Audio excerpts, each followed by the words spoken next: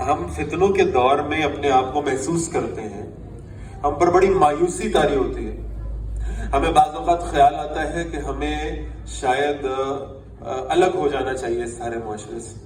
اس معاشرے میں برائیاں ہیں، بے حیائیاں ہیں، سود ہے، حرام ہے، باطل ہے. ہمیں محسوس ہوتا ہے کہ ہمیں کسی غار میں چلے جانا چاہیے. ہمیں لگتا ہے کہ ہمیں دنیا سے ذرا کٹ جانا چاہیے، ہمیں ذرا الگ تھلگ ہو جانا چاہیے. یاد رکھیے گا یہ بات.